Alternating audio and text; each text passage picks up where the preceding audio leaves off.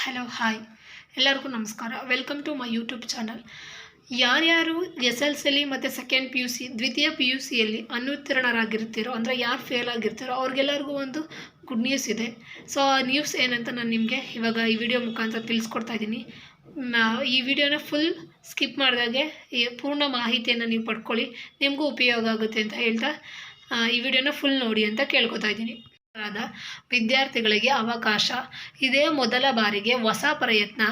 ಯಾರ್ಯಾರು second P U C ಮತ್ತು S L ಸಿಯಲ್ಲಿ ಅನುತ್ತೀರ್ಣರಾಗಿರ್ತೀರೋ ಅವರಿಗೆ ರಾಜ್ಯದಲ್ಲಿ ಸಾಕ್ಷರತಾ ಪ್ರಮಾಣವನ್ನು ಹೆಚ್ಚಿಸುವ ಉದ್ದೇಶದಿಂದ ಈ ಅವಕಾಶವನ್ನು ಕಲ್ಪಿಸಿಕೊಡಲಾಗಿದೆ. ವಿದ್ಯಾರ್ಥಿಗಳಿಗೆ ಮತ್ತೊಮ್ಮೆ ಶಾಲಾ ಕಾಲೇಜುಗಳಿಗೆ ಹೋಗಿ ಪಾಠ ಕೇಳುವ ಅವಕಾಶವನ್ನು ಶಿಕ್ಷಣ ಇಲಾಖೆ ಕಲ್ಪಿಸಿಕೊಟ್ಟಿದೆ.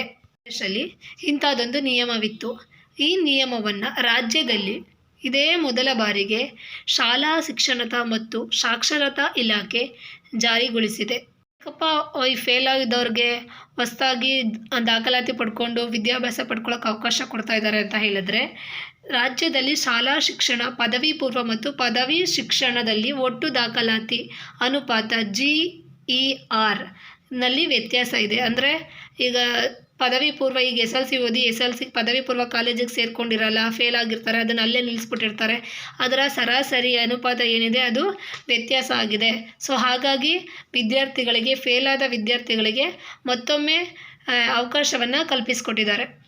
ಏನಿದೆ ಕಡಿಮೆ ಆಗಿರೋ ಸಂಖ್ಯೆ ಅದನ್ನು ಹೆಚ್ಚಿಸುವ ಮತ್ತು ಉನ್ನತ ಶಿಕ್ಷಣ ಪಡೆಯುವ ಉದ್ದೇಶದಿಂದ ಈ ಹೊಸ ನಿಯಮವನ್ನು ರೂಪಿಸಲಾಗಿದೆ ಎಂದು ಇಲಾಖೆ ಅಧೀನ ಕಾರ್ಯದರ್ಶಿ ಪ್ರೌಢಶಿಕ್ಷಣ ಆದೇಶ ಹೊರಡಿಸಿದ್ದಾರೆ. ನಿಯಮದಲ್ಲಿ ಏನಪ್ಪ ಇದೆ ಅಂದರೆ 2023-24ನೇ ಸಾಲಿನ 10 ಮತ್ತು 12ನೇ ತರಗತಿಯಲ್ಲಿ ಅನುತ್ತೀರ್ಣರಾದ ವಿದ್ಯಾರ್ಥಿಗಳಿಗೆ 24 ಮತ್ತು 25ನೇ ಸಾಲಿನ ಶೈಕ್ಷಣಿಕ ಸಾಲಿನಲ್ಲಿ ಸರ್ಕಾರಿ ಶಾಲೆಗಳಲ್ಲಿ ಆಯಾ ತರಗತಿಗಳಲ್ಲಿ ಪ್ರವೇಶ ಒದಗಿಸುವ ಕುರಿತು ಸರ್ಕಾರಕ್ಕೆ ಪ್ರಸ್ತಾವನೆಯನ್ನು ಕೊಟ್ಟಿದ್ದರು. ಯಾರ್ಯಾರು ಕಳೆದ ವರ್ಷ ಫೇಲ್ ಆಗಿದ್ರು ಅಂದರೆ 2023-24ನೇ ಸಾಲಿನಲ್ಲಿ ದ್ವಿತೀಯ ಪಿ ಯು ಸಿ ಮತ್ತು ಎಸ್ ಎಲ್ ಸಿನಲ್ಲಿ ಫೇಲ್ ಆಗಿದ್ರು ಅವರಿಗೆ 24 ಮತ್ತು 25ನೇ ಸಾಲಿನಲ್ಲಿ ಮರು ದಾಖಲಾತಿ ಪಡೆಯಲು ಅವಕಾಶವನ್ನು ಕೊಡಿ ಅಂತ ಪ್ರಸ್ತಾವನೆಯನ್ನು ಸಲ್ಲಿಸಿದರು. ಸರ್ಕಾರ ಅನುಮತಿ ನೀಡಿದೆ. GER ಸುಧಾರಿಸಲು ಪ್ರೋತ್ಸಾಹ ನೀಡುವ ಉದ್ದೇಶದಿಂದ ಇದನ್ನು ಕಲ್ಪಿಸಲಾಗಿದೆ.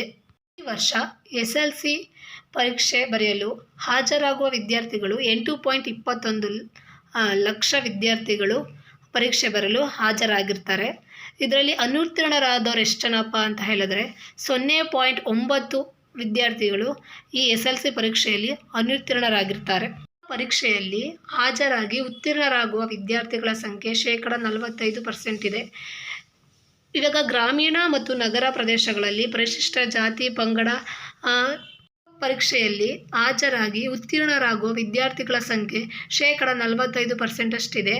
ಈ ಗ್ರಾಮೀಣ ಭಾಗಗಳಲ್ಲಿ ಅಂದರೆ ಗ್ರಾಮೀಣ ಮತ್ತು ನಗರ ಭಾಗಗಳಲ್ಲಿ ಪರಿಶಿಷ್ಟ ಜಾತಿ ಪಂಗಡ ಅಲ್ಪಸಂಖ್ಯಾತ ವಿದ್ಯಾರ್ಥಿಗಳ ಪೂರಕ ಪರೀಕ್ಷೆಗಳಲ್ಲಿ 40-45% ನಡುವೆ ಇರುತ್ತದೆ. ಇಂತಹ ವಿದ್ಯಾರ್ಥಿಗಳು ಅಲ್ಲಿಗೇ ತಮ್ಮ ವಿದ್ಯಾಭ್ಯಾಸವನ್ನು ಮೊಟಕುಗೊಳಿಸ್ಬಿಡ್ತಾರೆ. ಅಂದರೆ ಇವಾಗ ನಗರಗಳಲ್ಲಿ ಅಥವಾ ಗ್ರಾಮೀಣ ಪ್ರದೇಶಗಳಲ್ಲಿ ಊರ ಕಡೆ ನೀವೇ ನೋಡ್ಬೋದು, SLC ಫೇಲ್ ಆಯ್ತಂದರೆ ಮಕ್ಕಳು ಬಿಟ್ಬಿಟ್ಟು ಅಲ್ಲಿ ಇಲ್ಲಿ ಸಣ್ಣ ಪುಟ್ಟ ಕೆಲಸಕ್ಕೆ ಹೊರಟೋಗ್ತಾರೆ. PUC ಫೇಲ್ ಆದವರು ಅಷ್ಟೇ, ಅಯ್ಯೋ ಮತ್ತೆ ಯಾರು ಕಟ್ ಬರೆಯೋದು ಅಂತ ಸುಮ್ಮನೆ ಆಗಿಬಿಡ್ತಾರೆ. ಇವಾಗ ಹಾಗೆಲ್ಲ ಮಾಡಬೇಡಿ. ಮತ್ತೆ ನೀವು ಸ್ಕೂಲಿಗೆ ಹೋಗಿ ಎಜುಕೇಷನ್ನ ಮೊದಲಿಂದ ಕಲಿತು ಅಂದರೆ ನೀವು SLCನ ಮೊದಲನೇ ಲೆಸನಿಂದನೇ ಕಲಿತು ಪರೀಕ್ಷೆ ಕೂಡ ಇವಾಗ ಬರೆಯೋ ಅವಕಾಶವನ್ನು ಕಲ್ಪಿಸಿಕೊಟ್ಟಿದ್ದಾರೆ. ಸೊ ಈ ಅವಕಾಶವನ್ನು ನೀವು ಸದುಪಯೋಗ ಪಡ್ಕೊಳ್ಳಿ. ಇವಾಗ 40-45% ಏನು ಈ ವಿದ್ಯಾರ್ಥಿಗಳಿರ್ತಾರೆ ಅವರು ಪ್ರತ್ಯೇಕವಾಗಿ ಕೋಚಿಂಗ್ ಕೂಡ ತಗೊಳ್ಳೋಕ್ಕೆ ಹೋಗೋದಿಲ್ಲ, ಹಾಗೆ ಬಿಟ್ಬಿಡ್ತಾರೆ. ವಿದ್ಯಾರ್ಥಿಗಳು ಪ್ರತ್ಯೇಕ ಕೋಚಿಂಗ್ ಪಡೆದುಕೊಳ್ಳೋದು ತೀರಾ ಕಡಿಮೆ. ಆದ್ದರಿಂದ ಶಾಲಾ ಬಿಡುವವರನ್ನು ತಪ್ಪಿಸಬೇಕಾಗಿದೆ. ಸೊ ಹಾಗಾಗಿ ಶೈಕ್ಷಣಿಕ ಅವಕಾಶವನ್ನು ನೀಡಬೇಕಾಗಿರೋದ್ರಿಂದ ಈ ನಿಟ್ಟಿನಲ್ಲಿ ಪ್ರತ್ಯೇಕ ಕಾರ್ಯತಂತ್ರವನ್ನು ರೂಪಿಸಲಾಗಿದೆ. SSLC ಮತ್ತು ದ್ವಿತೀಯ PUCಯಲ್ಲಿ ಪ್ರತಿ ವರ್ಷ ಕನಿಷ್ಠ 1 ಲಕ್ಷ ವಿದ್ಯಾರ್ಥಿಗಳು ಅನುತ್ತೀರ್ಣರಾಗಿರುತ್ತಾರೆ. ಇಂತಹ ಬಹುತೇಕ ವಿದ್ಯಾರ್ಥಿಗಳು ಶಿಕ್ಷಣವನ್ನು ಮೊಟಕುಗೊಳಿಸಿರುತ್ತಾರೆ. ಆದ್ದರಿಂದ ಈ ಥರ ಶಿಕ್ಷಣವನ್ನು ಅರ್ಧಕ್ಕೆ ನಿಲ್ಲಿಸಬಾರ್ದು ಅಂತ ಹೇಳಿಬಿಟ್ಟು ಮರು ದಾಖಲಾತಿಗೆ ಅವಕಾಶವನ್ನು ಕಲ್ಪಿಸಿಕೊಡಲಾಗಿದೆ ಅಂತ ಹೇಳಿ ರಿತೇಶ್ ಕುಮಾರ್ ಸಿಂಗ್, ಪ್ರಧಾನ ಕಾರ್ಯದರ್ಶಿ, ಶಾಲಾ ಶಿಕ್ಷಣ ಮತ್ತು ಸಾಕ್ಷರತಾ ಇಲಾಖೆಯವರು ಇದನ್ನು ತಿಳಿಸ್ಕೊಟ್ಟಿದ್ದಾರೆ. ಹಾಜರಾತಿ ವಿದ್ಯಾರ್ಥಿಗಳ ಆಯ್ಕೆ. ಮರು ದಾಖಲಾತಿ ಪಡೆದ ವಿದ್ಯಾರ್ಥಿಯು ತಾನು ಆಗಿರುವ ವಿಷಯಗಳ ತರಗತಿಗಳಿಗೆ ಮಾತ್ರ ಹಾಜರಾಗಬಹುದು. ಏನಪ್ಪ ಅಂತ ಹೇಳಿದ್ರೆ, ಯಾರು ತಾನು ಯಾವ ಸಬ್ಜೆಕ್ಟಲ್ಲಿ ಫೇಲ್ ಆಗಿರ್ತೀನೋ, ಅಂದರೆ ಮರು ದಾಖಲಾತಿ ಆಗಿರೋ ವಿದ್ಯಾರ್ಥಿ ಯಾವ ಸಬ್ಜೆಕ್ಟಲ್ಲಿ ಫೇಲ್ ಆಗಿರ್ತೀಯೋ ಆ ವಿಷಯದ ತರಗತಿಗಳಿಗೆ ಮಾತ್ರ ನೀವು ಹಾಜರಾಗಬಹುದು. ಇಲ್ಲ ಅಂತ ಹೇಳಿದ್ರೆ ಎಲ್ಲ ವಿಷಯಗಳಿಗೂ ಕೂಡ ನೀವು ಹಾಜರಾಗಬಹುದು. ಇದು ನಿಮ್ಮ ಆಸಕ್ತಿಗೆ ಸಂಬಂಧಪಟ್ಟಂತೆ ಇರುತ್ತೆ. ಇಲ್ಲಪ್ಪ ನಾನು ಎಲ್ಲ ವಿಷಯಗಳನ್ನು ಕಲಿತು ಬರಿತೀನಿ ಅಂತ ಹೇಳಿದ್ರೆ ಅದಕ್ಕಾದರೂ ಹಾಜರಾಗ್ಬೋದು. ಇಲ್ಲ ನಾನು ಫೇಲ್ ಆಗಿರೋ ವಿಷಯಗಳಿಗೆ ಮಾತ್ರ ಕಲಿತು ಬರಿತೀನಿ ಅಂತ ಹೇಳಿದ್ರೆ ಆ ವಿಷಯಗಳ ತರಗತಿಗೆ ಮಾತ್ರ ನೀವು ಹಾಜರಾಗಬಹುದು. ಏನೆಲ್ಲ ಅನುಕೂಲ ಇದೆ ಅಂತ ಹೇಳಿದ್ರೆ, ರೆಗ್ಯುಲರ್ ಶಾಲಾ ವಿದ್ಯಾರ್ಥಿಗಳು SSLC ಅಥವಾ ದ್ವಿತೀಯ PUC ಪರೀಕ್ಷೆಯಲ್ಲಿ 1, 2 ಅಥವಾ 3 ಸಬ್ಜೆಕ್ಟ್ಗಳಲ್ಲಿ ಯಾರು ಅನುತ್ತೀರ್ಣರಾಗಿರ್ತಾರೋ, ಯಾರು ಫೇಲ್ ಆಗಿರ್ತೀರೋ ಅವರು ಮತ್ತೆ ಮುಂದಿನ ವರ್ಷ ಏನು ಬರುತ್ತೆ ಆ ಶೈಕ್ಷಣಿಕ ವರ್ಷದಲ್ಲಿ ಶಾಲಾ ಅಭ್ಯರ್ಥಿಯಾಗಿ ಸರ್ಕಾರಿ ಶಾಲೆ ಅಥವಾ ಕಾಲೇಜಿನಲ್ಲಿ ಪ್ರವೇಶ ಪಡೆಯಲು ಇಚ್ಛಿಸಿದ್ದಲ್ಲಿ ಮರು ದಾಖಲಾತಿಗೆ ಅವಕಾಶವನ್ನು ಕಲ್ಪಿಸಿಕೊಡಲಾಗಿದೆ.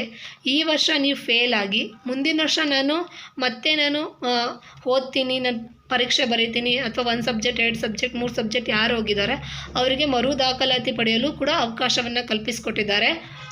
ಯಾರು ನೀವು ಮತ್ತೆ ಮರು ದಾಖಲಾತಿ ಪಡೆಯುವ ವಿದ್ಯಾರ್ಥಿಗಳಿರ್ತೀರೋ ಅವರು ಇತರ ವಿದ್ಯಾರ್ಥಿಗಳಂತೆ ಶಾಲಾ ಕಾಲೇಜಿನಲ್ಲಿ ಪೂರ್ಣಾವಧಿ ಎಲ್ಲ ಚಟುವಟಿಕೆಗಳಿಗೆ ಭಾಗವಹಿಸಲು ಮತ್ತು ಎಲ್ಲ ವಿಷಯದ ತರಗತಿಗಳಿಗೆ ಪೂರ್ಣಾವಧಿ ಹಾಜರಾಗಿ ಪರೀಕ್ಷೆಯನ್ನು ಬರೀಬೇಕು. ಇಂತಹ ವಿದ್ಯಾರ್ಥಿಗಳಿಗೆ ಕಲಿಕೆಯಲ್ಲಿ ಆಸಕ್ತಿ ಉಂಟು ಮಾಡಲು ಧನಾತ್ಮಕವಾಗಿ ಅವ್ರಿಗೆ ಮನೋಭಾವವನ್ನು ನಾವು ಉಂಟು ಮಾಡಬೇಕಾಗುತ್ತೆ. ನಾವು ಧನಾತ್ಮಕವಾಗಿ ಹೇಗೆ ಮನೋಭಾವ ಉಂಟು ಮಾಡೋದು ಅಂತ ಹೇಳಿದ್ರೆ, ಶಾಲೆಗಳಲ್ಲಿ ಹಾಜರಾಗುವ ವಿದ್ಯಾರ್ಥಿಗಳಿಗೆ ಸಮವಸ್ತ್ರ, ಪಠ್ಯಪುಸ್ತಕ, ಶೂ ಮತ್ತು ಮಧ್ಯಾಹ್ನದ ಬಿಸಿ ಊಟ ಎಲ್ಲ ಪ್ರೋತ್ಸಾಹ ಸೌಲಭ್ಯಗಳನ್ನು ಈ ಮಕ್ಕಳಿಗೂ ವಿಸ್ತರಿಸಬೇಕು ಮತ್ತು ಶಾಲೆಯ ಶುಲ್ಕ ಪಾವತಿಯಲ್ಲಿ ವಿನಾಯಿತಿ ದರದಲ್ಲಿ ಅವರಿಗೆ ನೀಡಬೇಕು.